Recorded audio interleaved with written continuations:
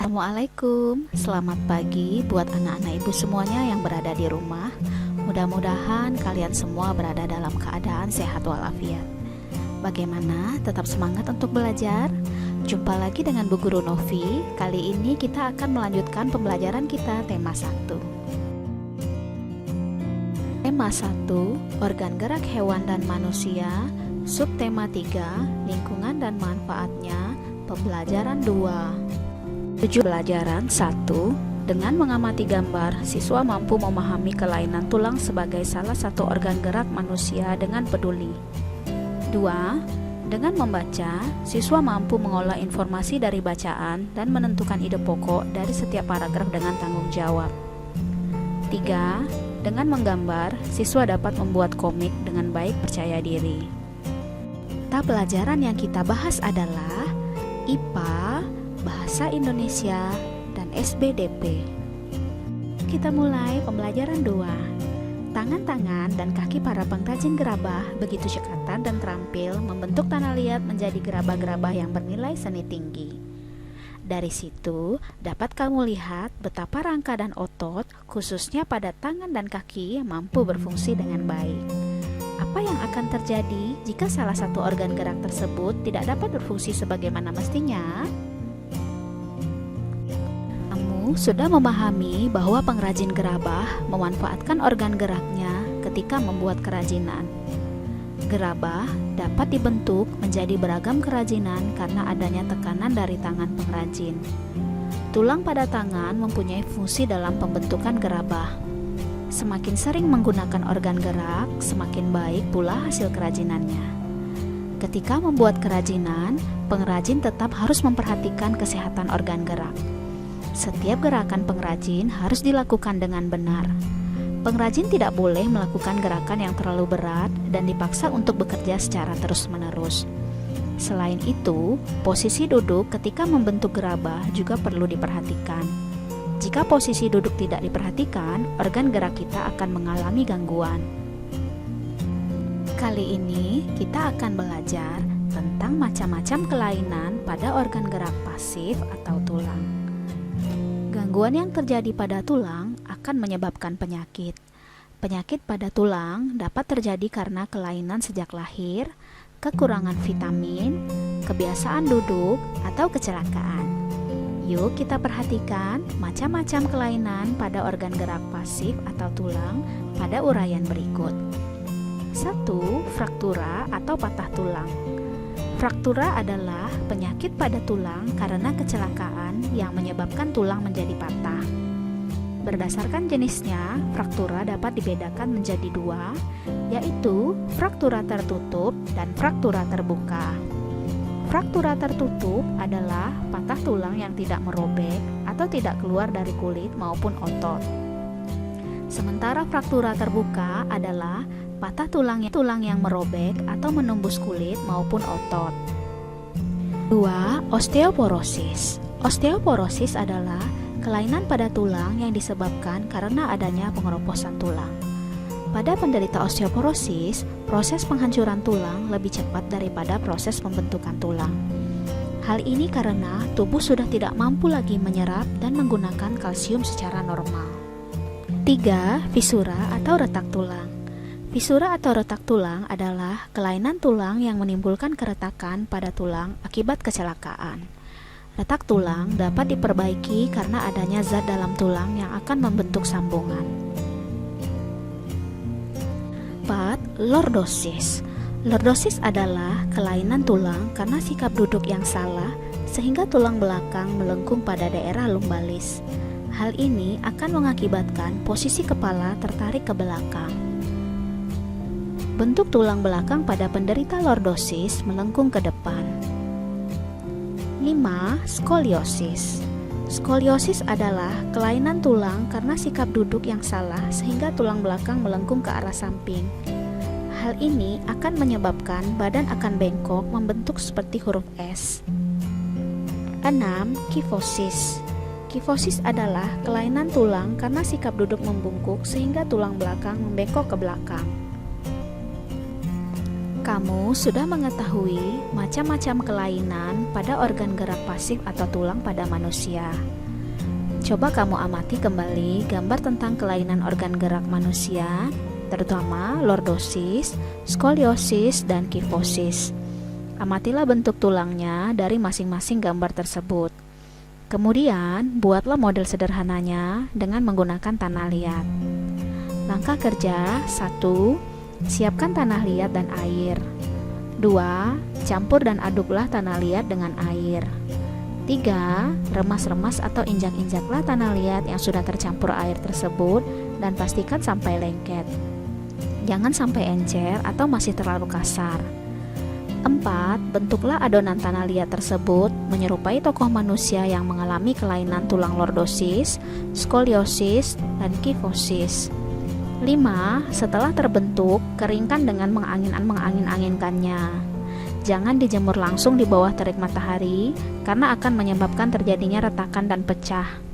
6. Setelah kering, bersihkan dan berilah warna yang sesuai.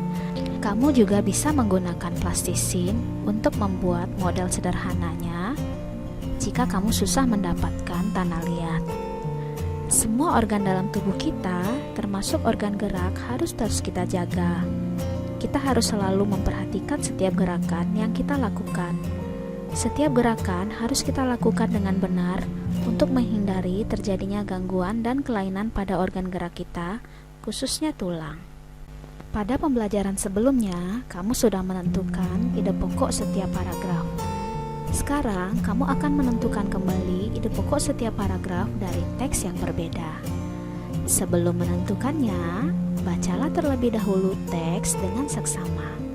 Saat membaca, perhatikan setiap kalimat yang menyusun paragraf. Ayo kita simak teks berikut dengan seksama. Posisi dan sikap duduk yang benar dan sehat. Paragraf 1. Kadang saya merasa heran dengan Pak John yang sering mengeluh punggungnya nyeri dan pegal. Padahal setahu saya, Pak John tidak pernah bekerja berat. Jabatan di kantornya pun cukup tinggi, sebagai manajer perus pemasaran. Pak John sering menghabiskan waktu kerjanya dengan duduk. Paragraf 2. Pada suatu sore, Pak John mengeluh lagi tentang sakitnya. Bu Catherine, kenapa ya punggung saya sering pegal dan nyeri? Setiap kali duduk di kursi, saya merasa tidak nyaman. Badan saya sering pegal dan nyeri. Tidak hanya di punggung saja, namun juga di bahu dan leher. Apa mungkin karena posisi duduk saya yang tidak benar ya? Kata Pak John. Keluhan ini sebenarnya juga banyak dialami oleh para eksekutif dan pekerja kantoran. Paragraf 3. Berbagai posisi tubuh yang tidak tepat dapat mengakibatkan otot-otot tertentu bekerja secara berlebih. Misalnya, saat duduk menulis, bekerja di depan komputer, dengan posisi duduk yang tidak tepat, kebiasaan menelpon dengan menjepit telepon di antara kuping dan bahu. Hal-hal seperti inilah yang mengakibatkan munculnya keluhan-keluhan seperti yang dialami oleh Pak John. Paragraf 4. Tulang punggung merupakan bagian tubuh yang memiliki peranan besar dalam menjaga kestabilan tubuh. Tidak dapat dipungkiri bahwa sebagian aktivitas sehari-hari kita dilakukan dengan posisi duduk. Sehingga sangatlah penting untuk mengetahui posisi duduk yang benar untuk menjaga kesehatan tulang pada punggung kita. Paragraf 5. Lalu, bagaimanakah posisi duduk yang benar untuk mencegah terjadinya nyeri dan pegal pada punggung, bahu, dan leher itu? Posisi dan sikap duduk yang benar itu adalah posisi dan sikap duduk yang ergonomis. Pada saat duduk, usahakan posisi kepala berada segaris dengan tubuh dan menghadap ke depan. Bahu rileks dengan lengan berada pada kedua sisi tubuh. Siku menempel pada tubuh dan menekuk membentuk sudut 90-120 derajat. Punggung harus ditopang secara penuh dengan penopang pada saat tegak atau sedikit bersandar. Posisi paha dan panggul ditopang oleh dudukan kursi dan sejajar dengan lantai.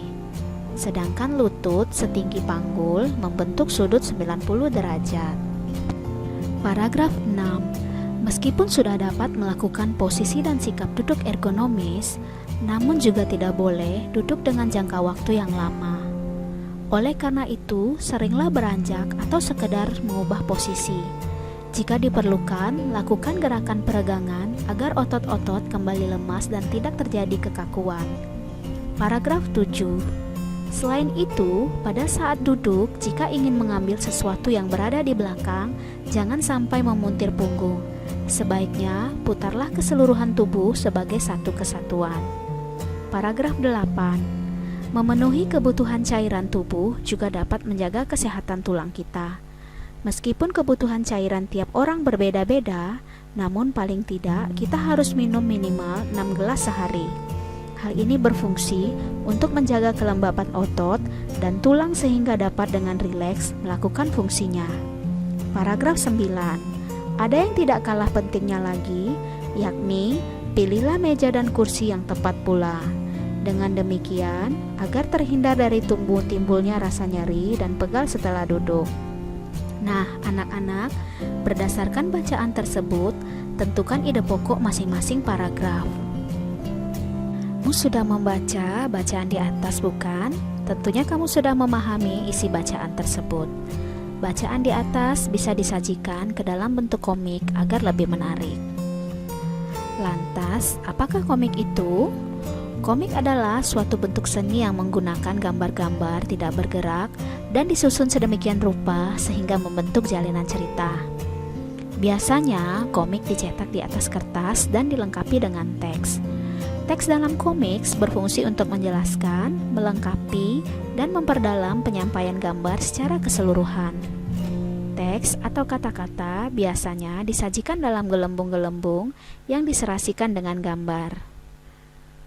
Nah, sekarang giliranmu, buatlah komik dengan memilih salah satu tema berikut. 1. Sikap dan posisi membaca yang benar. 2. Proses pembuatan gerabah. 3. Berolahraga. Kamu bisa membuat komik dengan memperhatikan contoh berikut. Demikianlah video pembelajaran kali ini. Tetap semangat belajar, jaga kesehatanmu, makan makanan yang bergizi, dan istirahat yang cukup. Selalu cuci tanganmu dan gunakan masker jika bepergian keluar rumah. Assalamualaikum warahmatullahi wabarakatuh.